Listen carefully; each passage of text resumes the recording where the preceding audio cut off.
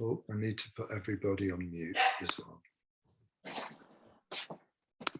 Great. Okay.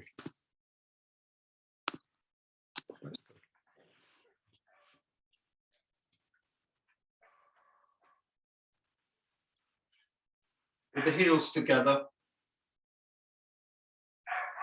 with the spine upright, opening up the distance from the sternum to the abdomen,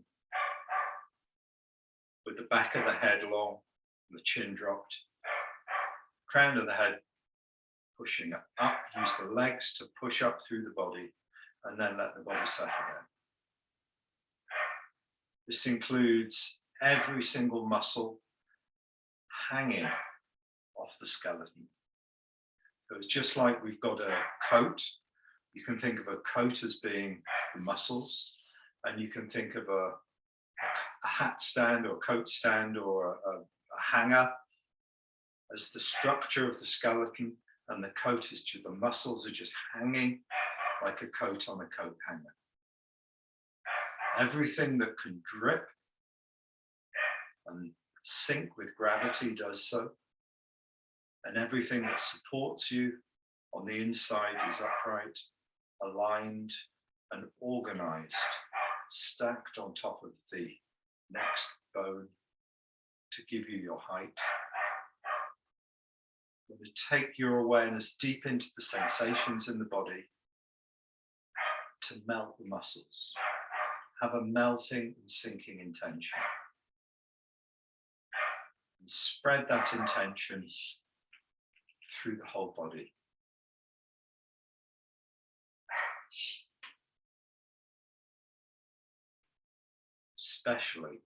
Especially the lower back and the shoulder girdle. You want to feel like you're dropping the shoulders on top of the rib cage.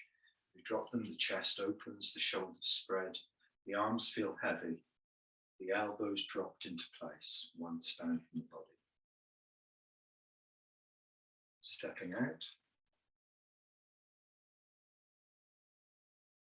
First loosening exercise.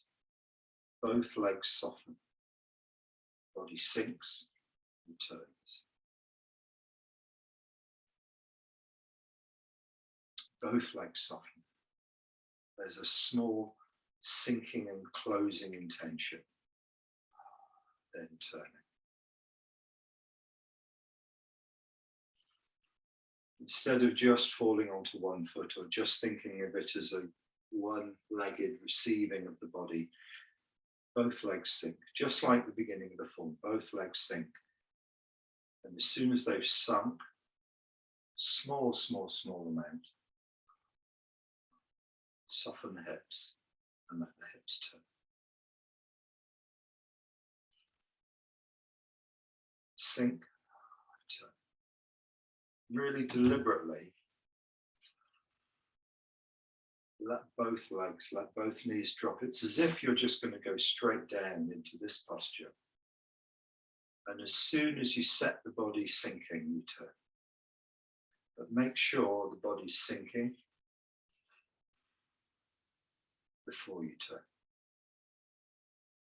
Don't just go into a movement across.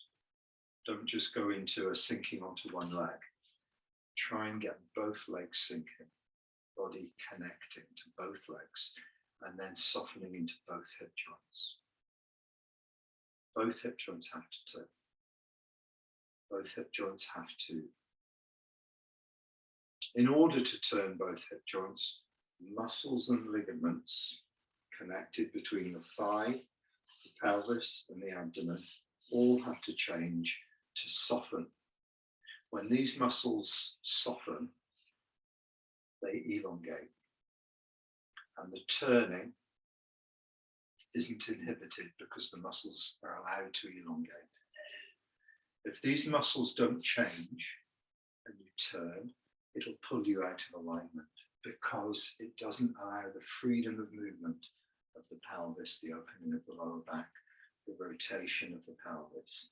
So when we sink here, we have a sinking intention to soften all the muscles. When the knees bend slightly, it creates the space for this area here to soften and the lower back to begin to open. So as soon as I bend my knee, by softening the thighs, the lower back opens at the same time. It's like the body is like a concertina.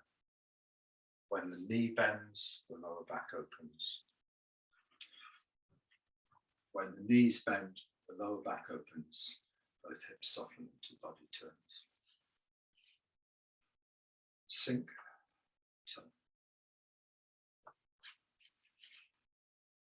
Sink, soften the hips and turn.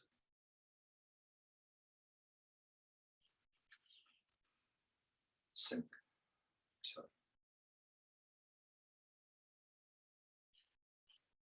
Sink, turn.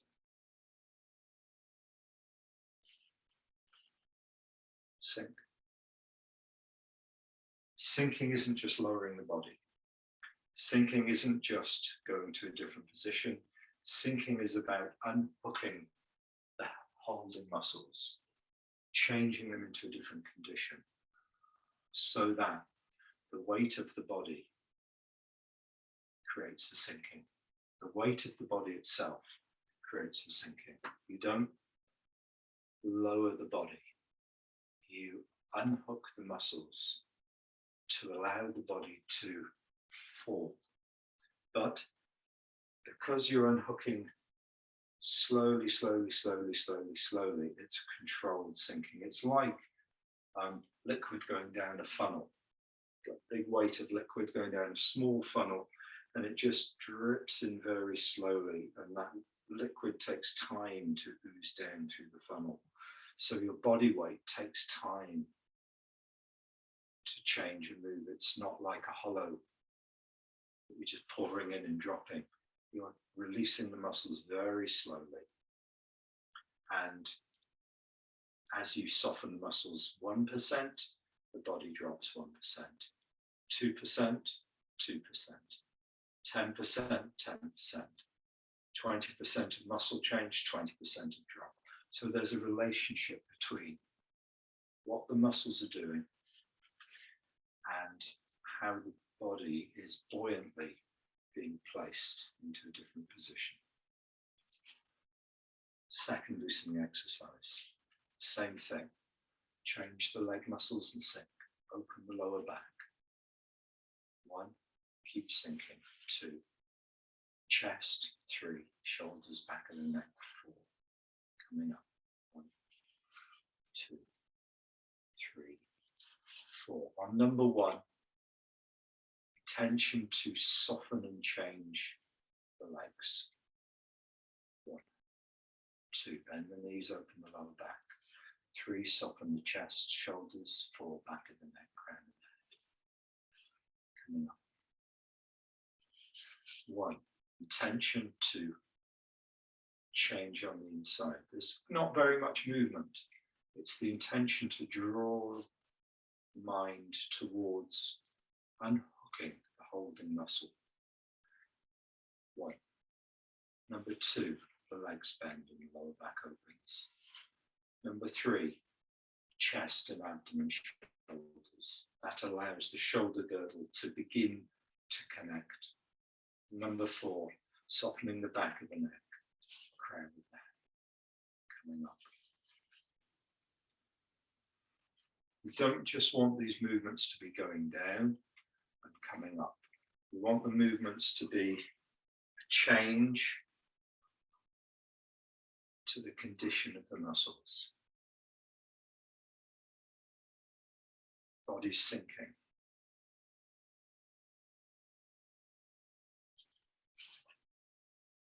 Number 3,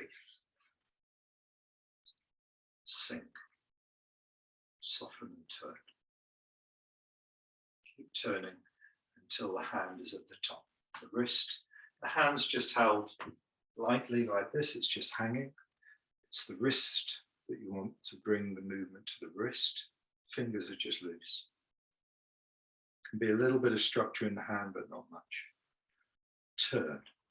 As you're sinking onto the right foot, sinking onto the left, the body's turning, shoulders turning, hands going out. My weight is on the opposite side. But my center line hasn't moved over the legs. So if I stand so you can see my feet, my center line stays in place and I turn around it.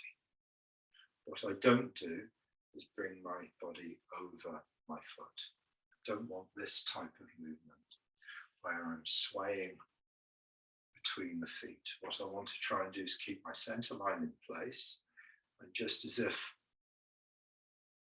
there's a thread and someone's just turning that thread from the crown of the head.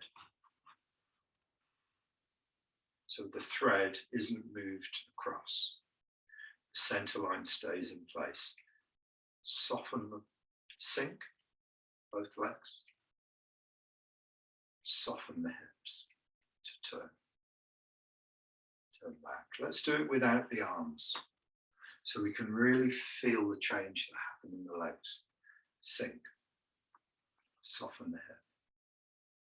This should keep you very grounded and stable and upright in the leg. There's no tension in the ankle, tension in the knee, there's no tension in the lower back. Sink, soften, turn back. Sink, soften, turn back. Sink, soften the hip. Like you're allowing yourself to fall towards the foot, and at the same time something's supporting you. So the muscles can all fall away, but the structure is nice and firm and pressed lightly onto the ground. Bring the arms in, sink, soften and turn. With the turning, shoulder advances, hand goes out. Just to the center line, height of the throat. Turn square. That draws the arm in. Don't bend the elbow. The arm is drawn in exactly the same as the way we drop the hands at the beginning of the form. So when we drop the hands, we don't bring the arms in like this. We change the shoulder to drop the elbow. We keep changing the shoulder. You keep changing the shoulder. And finally, when the shoulder finishes the hand, there's a very small movement in the shoulder over a long period of time. There's a coordination between the movement of the arm, which is quite a big movement, and the releasing of the shoulder. Classics say that when one part of the body moves, every part moves. So what we don't want to do is move the shoulder, then drop the arm, or have the shoulder finish changing and the arm hasn't quite got there yet. No, we want to coordinate the movement. So release of the shoulder. If you look at how much my shoulder changes, sorry, I'm wearing red against red, it's not so good, but if you look at how much the shoulder changes, that much, maybe half an inch, that much. Settle down. And at the same time, hand drops, still sinking, still sinking. Put it into the exercise. Sink, turn. While you're turning and sinking, the arm goes out. Square. Sink. Put the arm down. Square. Sink and turn, lift the arm. We'll just do one arm. Turn square. Draw the arm. Elongates. And the fingers, they can't, like they're being pulled over something. That's when the body's square. There's a pull. And the pull doesn't come from something you do with your hand. Pull comes from something you do with your scent. It's like the arm is like a scarf and you're pulling it along something. It's being pulled along something by the turning of the waist.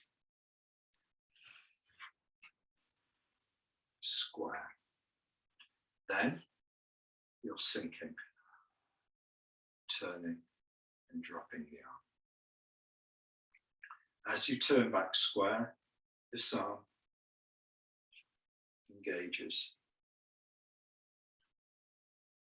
lifts, turns back, sinks. Square, engage. As you draw in, this arm engages. So both arms are alive and responding to how you move. And if it's too much to think about one and the other, just do one at a time. Okay? If you're really concentrating on moving your arms by feeling what the rest of the body is doing, you'll probably just have to work with one arm at a time, until it becomes more and more and more familiar what you're trying to achieve. Sink. Key things are really not what the arm's doing. The key things are what the core of the body is doing, how the body is supported by the base, and how the body is connecting onto the base. These are the key things, because if these are working well, everything else fits around it. It's like the big cogs in a watch working well, and then all the little cogs are going to keep time as well if the big cogs are working accurately. So if the big cogs of the body, which are the turning of the waist, the sinking of the body, the stacking of the body, the organization of the major things that keep the body stable, upright, fluid, if they're working well, then it's not much extra work to tie the movement of the arms in with that. But if the body's not working well, better in your own practice to put more focus on letting go of the muscles, stacking the body, organizing how the center controls everything. Excuse me, fourth exercise. Give yourself time to start just settling down. Upright, of course, skeleton strong, clear, body hanging off, muscles hanging off the skeleton. Every part of the body fluid and loosely held. Breathe in, open. Sink down, sink into both legs. As soon as you start to sink, feel the shoulders changing. Shoulders control the arms. While the shoulders are changing onto the base, the arms draw in.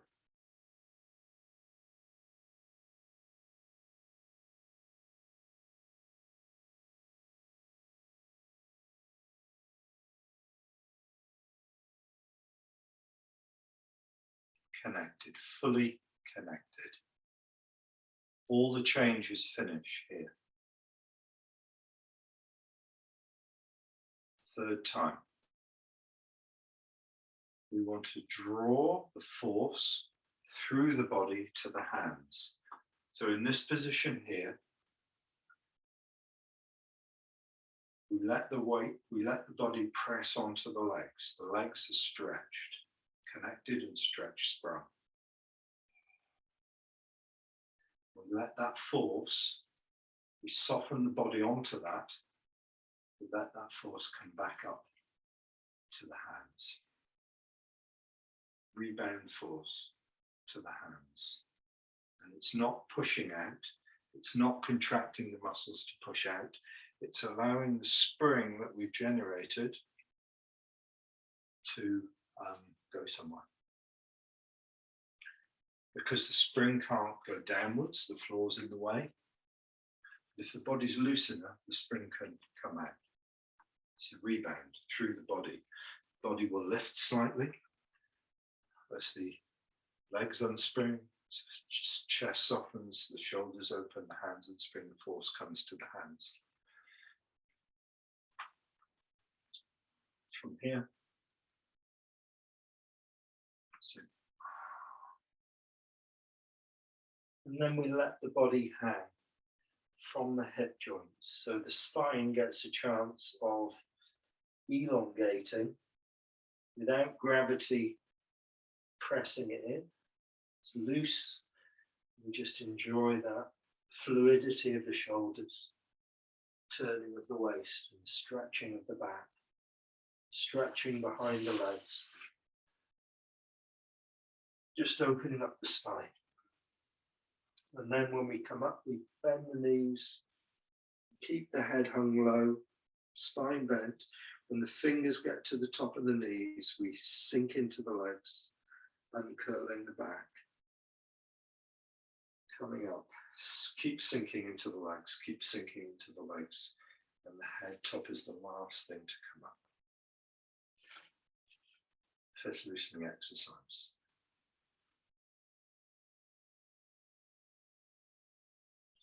Body's upright in the center. The muscles are hanging on. The legs are supporting the weight of the body. Sit back. 90% in the back leg. To move forwards, the front leg has to soften to allow the body to fall into place. So just here, when we soften both legs and sink before we turn, sink and soften both legs, change the muscles and then turn the hips. Here, so we soften both legs. Softening both legs is drawing down and letting the body come into the centrally stable posture. Now the hips have to move forwards from here to here. So my center is moving forwards and downwards. So it's like my front leg needs to allow the weight of the upper body in, like a big spring. In. Both legs are receiving. Don't just think of this as the back leg taking you down and forwards. Think of both legs drawing you down. And you want to be able to find a position where you feel connected and you could quite happily stay there all day. So that means no tension in the legs. If there's tension in the back leg when you move in, you'll very soon want to stop or move out of the posture. But if you just simply fall in and land in a connected place, quite comfortable, quite comfortable. You want to get used to finding a centrally stable posture that is comfortable by both legs softening, both ankles, both knees, both hip joints change.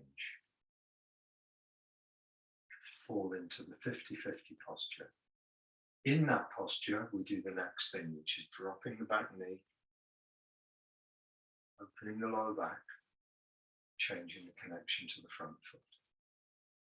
These three things, they kind of overlap, but it starts from a very connected place. And as soon as we drop the back knee, we change the pressures and forces in the body. We open the lower back to allow those forces to come up. We sink to the front leg to allow the center to move, connect to the front leg. We open the chest, relax the shoulders, and the expansion of the back leg comes through the body to the hands. Sit back, fall in, both legs drawing down. Take your mind underneath both feet. It's as if you're an inflatable mattress, you just take the bung out, the body settles. Both legs connected. Drop the back knee.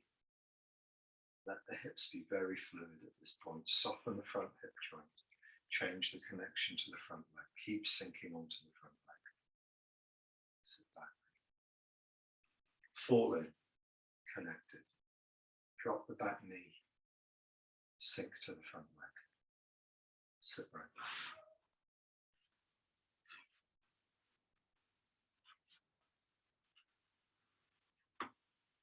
Other side. 90% back. Both legs draw down, connected. Drop the back knee. Sink the front hip. Connect to the front foot. The back leg expands. Sit back. Both legs sinking, drawing down, bodies lightly connected. Loose, could stay there all day. Drop the back knee, increase the pressure in the back leg, open the back hip, open the front hip. Back leg expands, body settles onto the front foot. Sit back. Both legs draw down. Connected and loose. Back knee to the ground, let the thigh drop off the hip. Open the back hip, open the front hip. Sink to the front foot as the back leg expands. One more time, sit back 90%. Both legs draw down, connected. Back knee expands as you sink onto the front foot. Sit right back.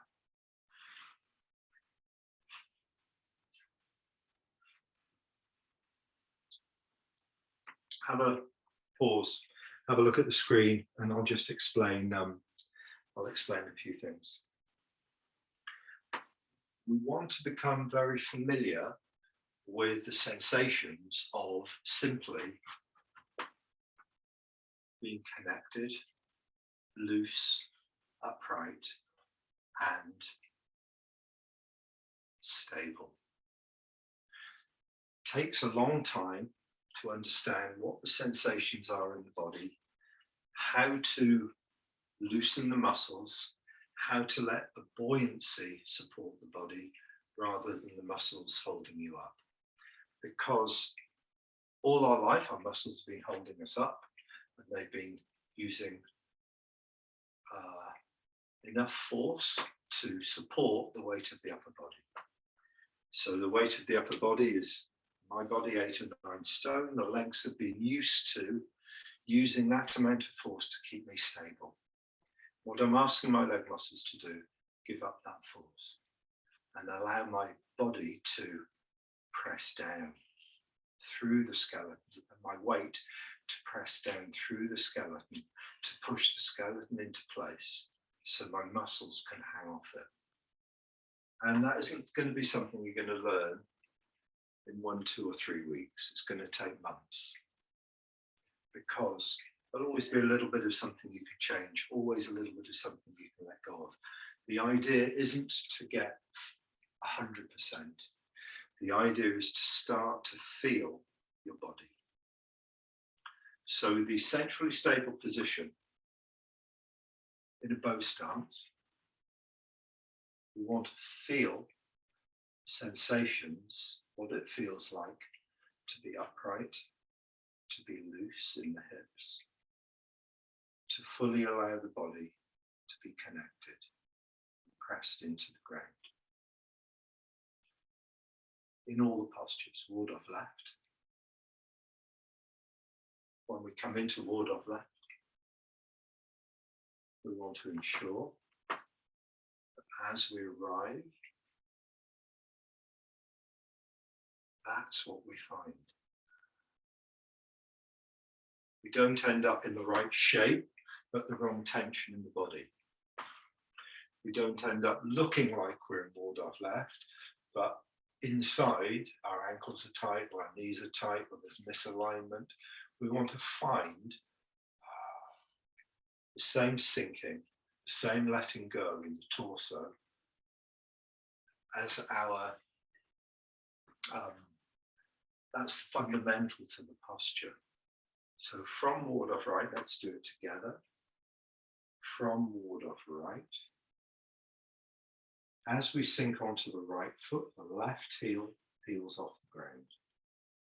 There's no weight in the ball of the left foot. To do that properly, every single drop of weight that's coming forward, you have to change to accommodate it. And as you're coming forward, you're turning. So there's a sinking and a spiraling and a turning. And if you look at my knee, you've got to be really careful that your knee doesn't do this. See the gap between my legs is changing when my knee changes? No. Watch how I do it properly. The knee bends, that gap between the legs stays there, because what I'm talking about is the carpet you can see between my legs. If my knee bends, that happens. It comes out of alignment with my foot. But when I keep my knee bending forwards as I turn and sink, that's what happens. It supports my weight as I sink. So here I'm connected. I've turned to the corner and I'm connected. I found the same stability that I have when I'm connected and on both feet. But here, holding the ball, I'm on one foot. And my left hand, my right hand stays on my center line. No change in my right hand. As I turn, my left finger's drawn up. It's like my left hand is drawn through it. Like I'm pulling my hand out of like the sleeve of a jacket. As I turn, it's pulling my arm into position. And that's all done with the sinking. And my fingers of my right hand are looking into my left hand. Let's go from ward off right. In the form, it's facing 3 o'clock. Sinking and turning at the same time. My hips are facing corner. Step with the heel. There's no weight in the step. A little bit more advanced, have a look, is as you're turning, you step. So it's your thigh is connected to your hips. When your hips turn, your thigh moves, and that's the timing for the stepping. You don't turn and then lift your leg and step. As you turn, you step. So your leg is thrown into the right position. So when you turn, your heel touches the ground at the same time as you finish turning. Your finish of your turn is the same time that your heel lightly touches the ground. Feet at 90 degrees. Left hand is lifted. All together. Finish your turn, finish your sink. Left heel touches, left hand in the right position on the center line. The left hand is lifting from under the ball to the fingertips. That's the only movement of the left arm. The right hand moves with the body. The left hand moves and is lifted up. Let's do that one little piece together. Holding the ball, 50-50. Sink and turn. Lift the left, place the heel. Reset. Sink and turn. Lift the left, place the left heel. Lift the left hand, place the left heel. Sink and turn. Lift the left hand, place the left heel. When you finish that movement, I want you to be fully upright, fully sunk, fully stable, connected. If you're holding on in your right leg, your right ankle's tight, your right knee's in the wrong position, go back to the basics of what your base is doing. Trickle the weight, drop by drop by drop by drop by drop. Open the lower back. Soften the body. Stay upright. That's your fundamental work to do, to get the core of the body in harmony with the base. When the base moves, the upper body follows. The leg, the step, and the hands separate. Actually, they're connected, they're not separate, but really follow what the body does. So if you can get the body doing the right thing,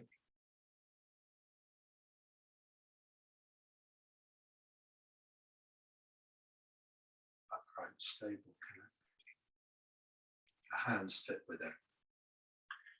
You have to practice in such a way that this moving forward and turning and sinking, stepping is very smooth, very, very smooth.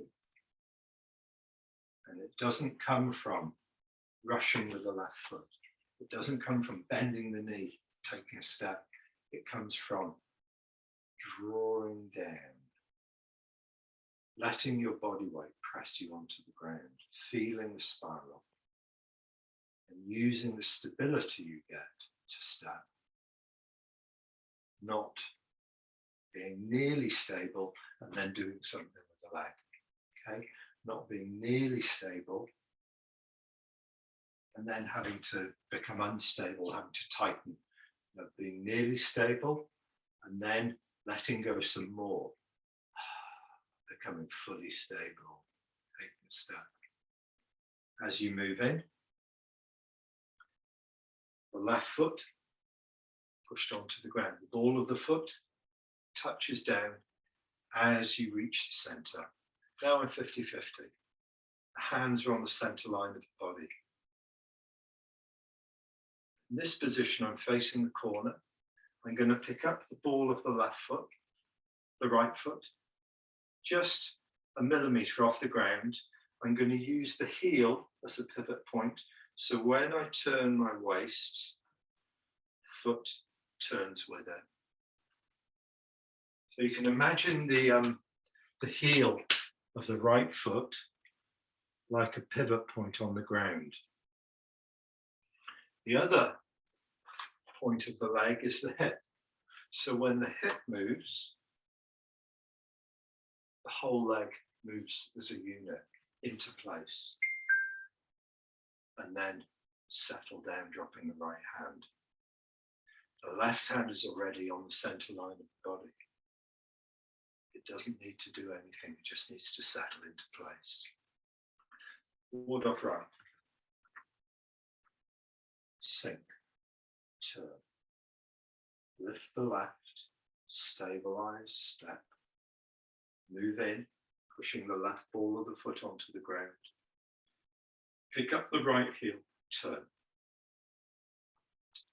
There's the centrally stable posture.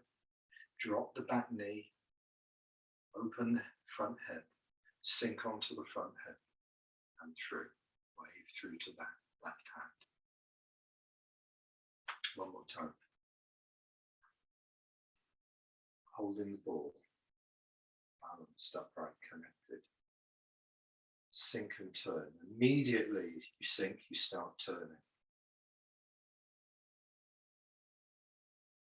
Stable, step.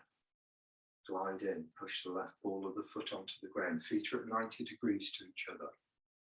Pick up the toes if you need to use the heel so that when you turn the hips, your whole right leg comes with it. You stay in the center. You don't move forward onto the front hip and then back. You stay in the center and turn in the center around that axis and then settle down, connected. From that position, you drop the back knee, open the front hip, relax the shoulder girdle. As the back leg expands, a wave comes through to the hand. Try that a few times, and I'd like to have a look, and if there are any questions you can ask as we go through it.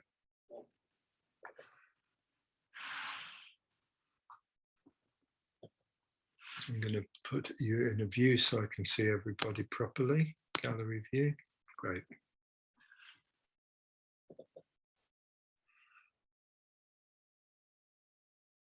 Ward off right through to ward off left.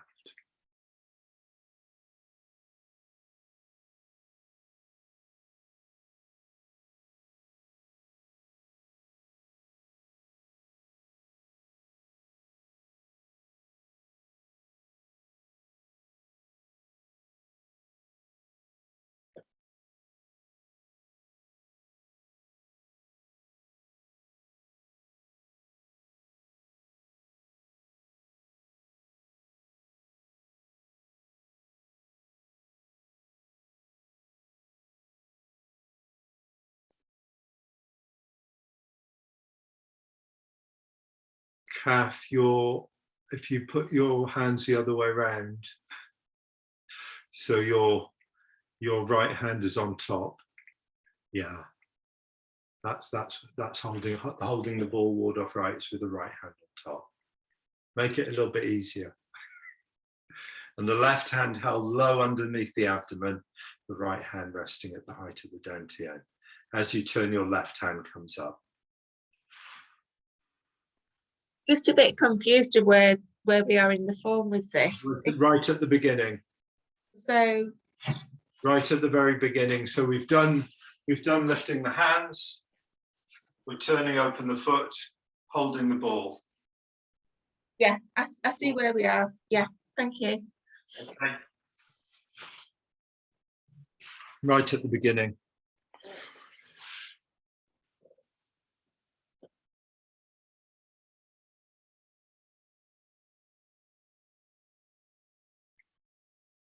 So Christine, don't drop your right hand until the whole body sinks and settles, because the dropping of the right arm is to do with the shoulder dropping, governed by the sinking of the legs, the center sinking and connecting, the upper body softening, the shoulder softening. So the arms here, the right arm changes when you're in the center, you've closed the foot, and you start to sink. Don't start the sinking of the right arm independently of the body. The right arm drops as a result of the foot having turned into position, then you settle the base. As you settle the base, the lower back opens. As the lower back opens, the shoulders drop. This is the sinking and the settling of the right arm.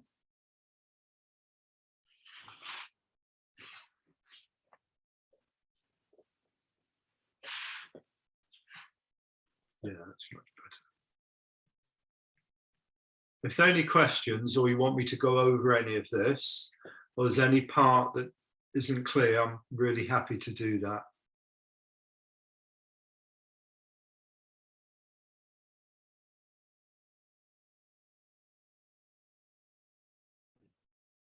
How far are you stepping with the left foot? Because it feels like I'm only sort of moving like an inch or something. Right, here's look at this, Randy Edelman, would you believe it? Right. Heels are on the corner of the album. Yeah. Okay, is that in the screen? Yeah. Heels are on the corner of the album. Move forward and turn. The heel, my left heel stays on the corner of the album. Move in. Turn, my right heel stays on the corner of the album. Now my heels are still on the corners, but my feet have changed 90 degrees. Could you not have just moved on the heel of your left foot? That's what I've done, yeah. That's really what I've done. So it's not really a step. It's more like, I mean, are you completely taking the foot off the ground with your left foot? Right. Yes, I'm completely taking the foot off the ground. Why, you may ask why, so that I can be sure that I'm fully 100%. Okay. But the foot is only doing that. It's just opening up on the heel. Then moving in, then turning the back toes in. So it's not like I'm doing major steps.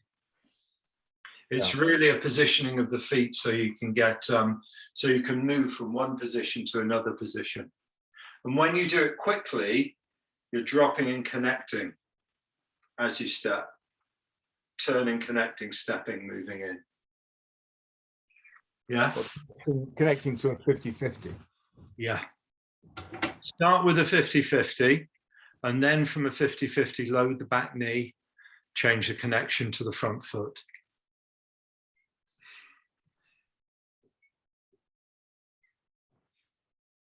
Yeah.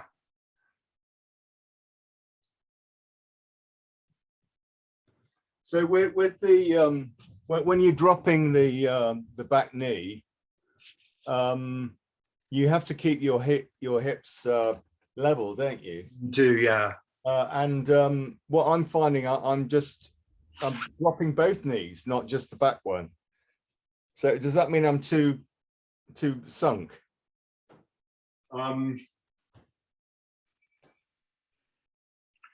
You don't at that point.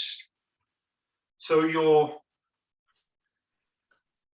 I'm trying to teach it in a way that first of all the body gets to a connected place, and then from a connected place we change forces in the body.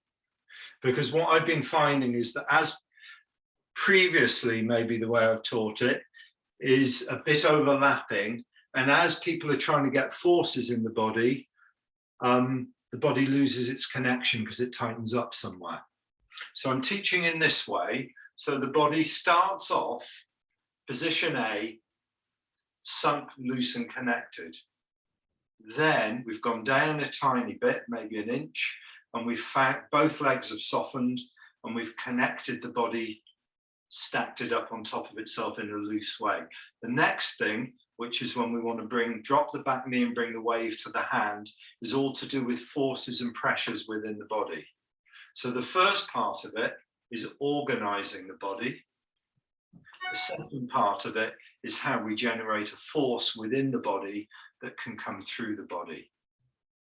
So you want to think about this is like turning the body into a beach ball that's connected and loose and fluid, so that we can drop it onto the ground and it can generate force and bounce through. Two distinct stages. One that's more structural and brings the body into a connected, upright, loose place. And the second that generates the force to the elastic force that comes through. And you can't really generate the elastic force until you found a loose, fluid, connected stage. So we move in a way that gets us into that position, gets us into a place where we're connected, loose, upright, stable, relaxed. Then dropping the knee isn't dropping the front leg. Dropping the knee is literally letting the weight of the thigh fall downwards towards the foot. And you'll immediately feel the connection, a pressure change between the knee and the foot. So you're dropping the weight of the thigh, which is, probably 10, 15 pounds, maybe more of weight downwards towards the foot. That drops the knee. Downward sinking of the knee, because the hip joint softens, the lower back softens and allows the weight of the knee to drop away from the hips. That creates a stretch in the back leg as the hips now are allowed to move slightly forward too, rotating, sinking onto the front, but all happening together, and the force is generated up through the body. Have a go and see what you can find. Yeah, great. Yeah. You have to keep doing it and explore if it makes any sense to you, or questions like, am I holding the body too tight? Questions like, have I got the body upright? Questions like, am I doing it with my hands? Questions like, am I feeling that loose connected place in my body? The mind has to sink into the sensations in the body. Can't do it from thinking about it. You have to feel. Kind of is thinking about it, really, because it's just like a subtle message that you send those muscles to make them really relax. Because what I was trying to do was actually physically, move the back knee, and then you just get tension, so you don't get anything. Yeah. So if we're talking about intention, the intention is really subtle, right? And the intention that we're using to change the back leg mustn't be kind of left brain, now we're doing this, now we're doing that, and going picking all the things off. It's much more subtle, it's much more energetic, And it's much more subtle. And we're learning to find out what that intent, we're doing this in order to understand what that intention is. Yeah. Yeah, we're learning about a deeper intention that controls the body in a different way. Yeah.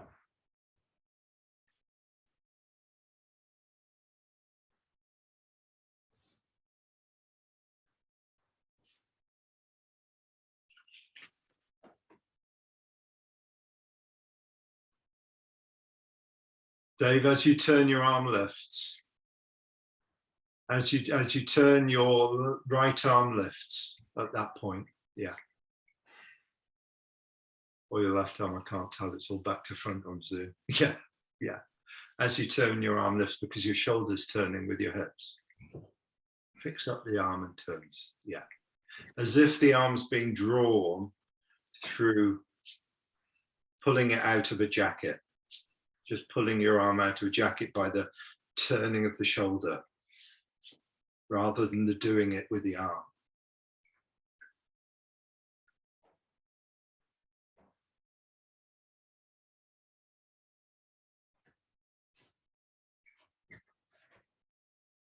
Good. Okay, let's go from the beginning of the form.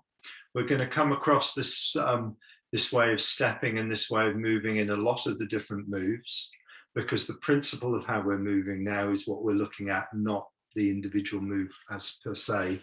So we'll go through to cross hands and we'll find this change in lots of the steps, and I'll point it out. So I'm just going to put us back into speaker view and make sure I'm pinned. Right, there we go. Because last time I recorded it, it came out with lots of little screens instead of just the big me in the middle. So get rid of Randy Averman.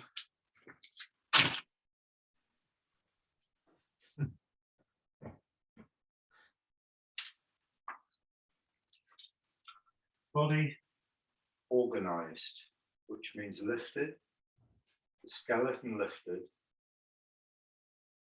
and allow all your muscles to hang off the skeleton. Feel what you can release. Give yourself time to settle down, to soften the brow, to soften the throat, to soften the chest, the abdomen, drawing the buttocks, the thighs, the knees, let the feet spread onto the ground. Let the whole body settle down. And both knees connect. Increase the pressure to the right knee to support the body.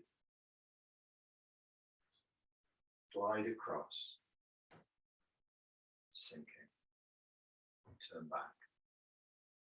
Again, give yourself time to settle down and feel the changes that sending a strong intention to sink brings to the body. Breathe in, lift. Bend the knees. Connect the body and settle down. Turn. Sit back. Into the center.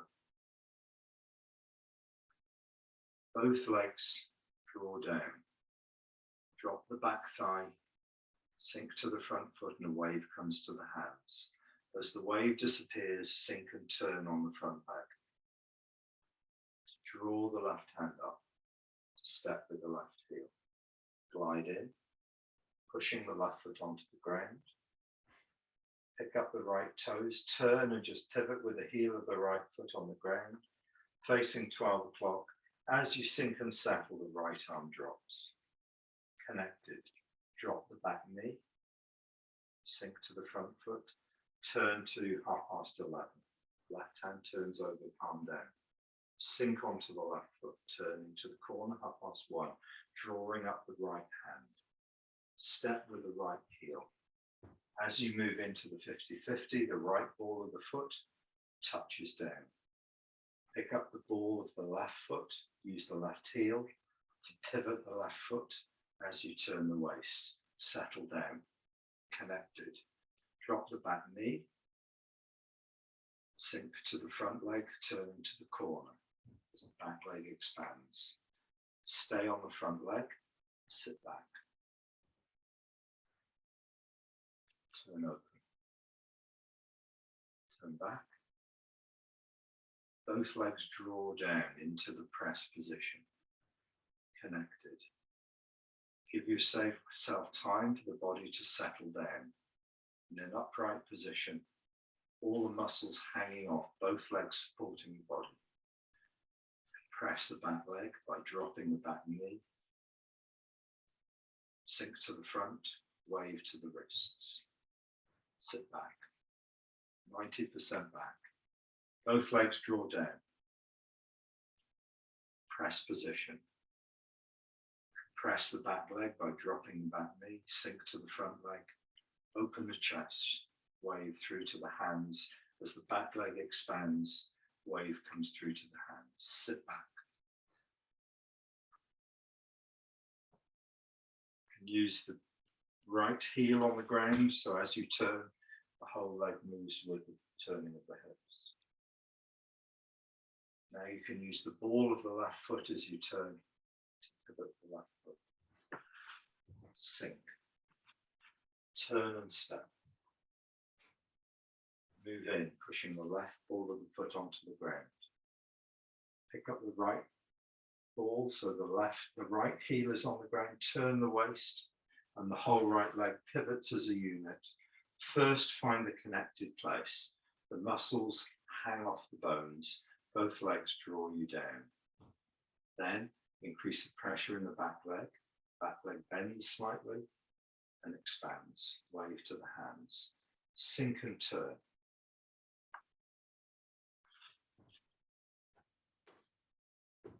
Drop the hands, turn open, lift the left, turn back and fold the left. Step to the corner, 10:30. Both legs draw you down into a connected, stable, upright position. Load the back leg, wave through to the front. Turn to the 12 o'clock. All the weight now is on the right leg, spiral up, open it, and sink. Connect. All the weight is on the right leg. Turn and chop. Drop the right arm, lift the left, turn open. Turn back and fold, step left heel. Glide in. As you reach the center 50-50 position, the ball of the left foot pressed onto the ground. Square the hips and bring the back toes in. Connected. First, find the connected, upright, stable position. Then increase the pressure in the back leg through to the front leg. Wave to the right hand. Drop onto the left, turning, sinking. Lift the hands as you move onto the right leg. Sink onto the right, falling into posture. Play guitar. Do that again. Ward off left. Brush left knee twister. Drop onto the left, stable and upright. Make sure you're 100% balanced on the left. Pick up the right heel. Place the ball of the foot behind. As you're moving your weight towards the right foot, drop by drop, lift the hands. Right hand, then the left hand. Then hands drop with the sinking body, the shoulders drop, the elbows drop, the hands drop into the right posture. Play guitar, turn open. Turn back and fold, take step with the heel, move in and push the left ball of the foot onto the ground. Square the hips and bring the back toes in. Sink, increase the pressure in the back leg, wave through to the front. Sit back, turn open, onto the left foot, lift, the knee and the hands together. Turn, place the right heel, walk onto it, keep turning, keep turning, keep turning. Head and right left hand to 9 o'clock. Step left, heel, into the center, turn in, connect. Increase the pressure in the back leg, open the lower back, soften the front hip, sink onto the front foot as the back leg expands, punch, fold onto the front leg. Sit back, 90% back. Both legs draw you down into the centrally stable connected position. Increase the pressure in the back leg, wave through to the hands. Sit away from the fingertips and turn. Weights now on the left foot, drop the hands, draw in the right. Cross hands, turn the hands over. Open the left foot.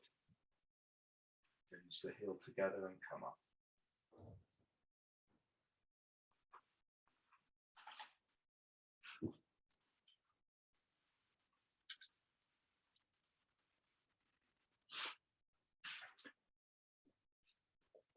Getting towards the end of the class, but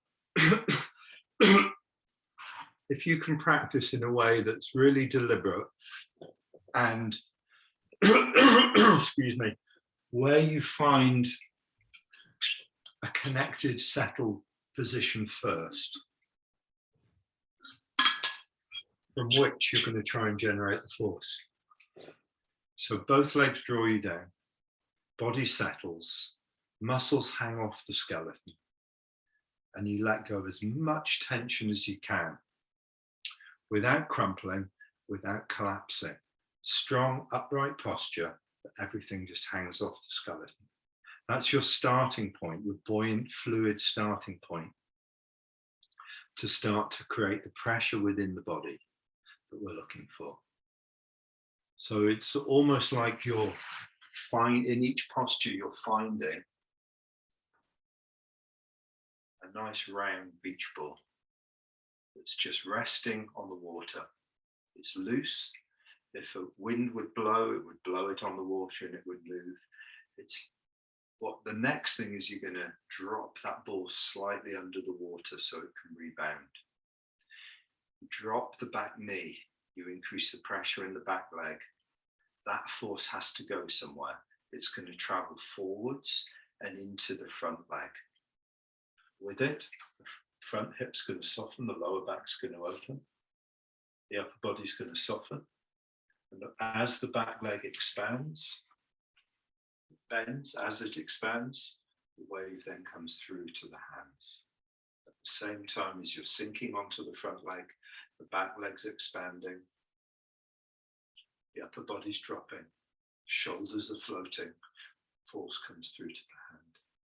This is what to look for in the practice. The master plan teacher Huang said, in the form you look for the forces and how they move in the body. In the push hands you look for the sensitivity of when to use the force, the timing. Is the partner knotted up? Is the partner tense? Is the timing yours to use? Is it a correct timing? Is the sensitivity of listening with the hands, just like antenna in push hands. But in the form, we learn to develop the strength of Tai Chi, the looseness of Tai Chi, the connectedness of Tai Chi, and the settling down. These are really fundamental things that we have to recognize in our form, what we feel in our body. When we come into a centered position, question, how centered are we? Question, what can we do to change that? Question, which part of my body feels tight or held? Question, which part of my body feels collapsed or overly strong? Question, can I change that? What do I need to do to change that feeling in my body so I don't feel stuck somewhere?